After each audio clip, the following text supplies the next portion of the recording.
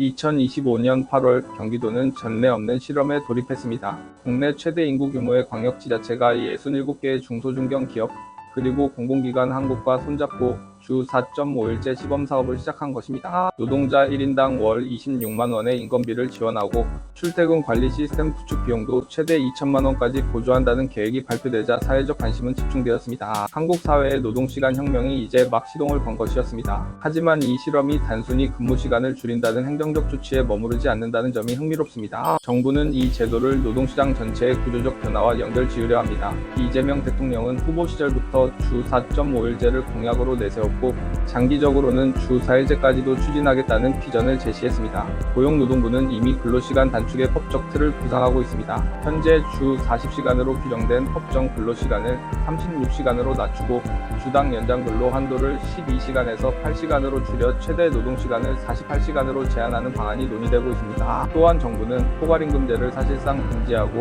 연차휴가 저축제 같은 새로운 휴식 제도를 도입하며 근로시간 기록을 의무화하는 방향으로 움직이고 있습니다. 이 모든 변화의 핵심은 더 이상 노동자의 헌신만으로 사회와 기업이 굴러가서는 안 된다는 메시지입니다. 그러나 모든 변화가 그렇듯 반대의 목소리도 커셉니다. 특히 중소기업들은 현실적 어려움을 토로합니다. 당장 인력을 충원하기 어려운 중소 제조업체, 서비스업 현장에서는 근로시간이 줄어드는 만큼 생산성 저하와 인건비 상승이 불가피하다는 겁니다. 워라밸이 중요한 건 알지만 지금 같은 구조로는 회사가 감당할 수 없다.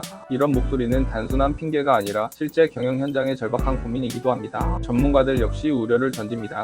OECD 평균과 비교했을 때 한국의 시간당 노동 생산성은 여전히 낮은 수준에 머물러 있습니다. 단순히 시간을 줄이는 것만으로는 결코 노동 환경의 질적 개선을 담보할 수 없다는 지적이 나옵니다. 준비되지 않은 채로 제도가 시행되면 기업은 기업대로, 노동자는 노동자대로 혼란만 커지고 제도는 상징적 이벤트에 그칠 위험도 있습니다. 하지만 분명한 건 이 논의가 더 이상 피할 수 없는 시대적 요구라는 사실입니다. 저출산, 고령화, 디지털 전환 한국 사회가 직면한 세 가지 거대한 물결은 노동 방식을 근본적으로 다시 짜지 않으면 생존조차 위태롭다는 경고를 보내고 있습니다. 정부와 노동계는 이를 혁신의 계기로 삼고자 합니다. 민주노총과 한국노총 같은 양대 노총은 대통령의 공약 이행을 환영하며 말뿐이 아닌 실질적 제도화로 이어져야 한다고 강조합니다. 여기서 흥미로운 건 한국만이 이런 고민을 하는 게 아니라는 점입니다. 아이슬란드는 이미 35시간 근무제 실험을 통해 세계적인 주목을 받았습니다. 생산성은 줄지 않았고 오히려 직원들의 삶의 만족도와 복지는 크게 향상됐습니다. 영국과 스페인에서도 일부 기업들은 성공적으로 주 4일제를 정착시켰습니다. 그러나 동시에 산업 전반으로 확산시키기에는 아직 갈 길이 멀다는 평가도 공존합니다. 선진국들의 경험은 한국에 중요한 시사점을 던져줍니다.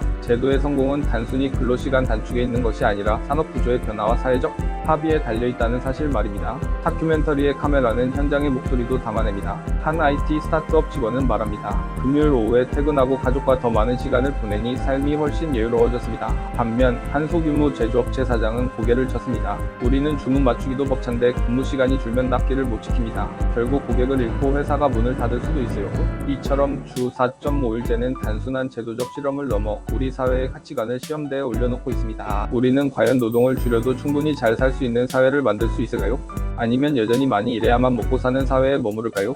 이제 공은 사회 전체로 넘어왔습니다. 정부의 지원 정책, 기업의 대응, 노동계의 요구, 시민의 바람, 이 모든 것이 얽혀 앞으로 몇 년간 한국 사회의 노동체계를 근본적으로 바꿔나갈 것입니다. 주 4.5일제가 과도기적 단계로 끝날지 주 4일제라는 더 큰 변화를 향한 디딤돌이 될지는 아직 아무도 장담할 수 없습니다. 하지만 분명한 건 이 논의가 시작되고 이미 현실에서 실험이 진행되고 있다는 사실입니다. 언젠가 우리는 이렇게 회상할지도 모릅니다. 2025년 한국이 주 4.5일제를 도입하며 새로운 길을 열었다.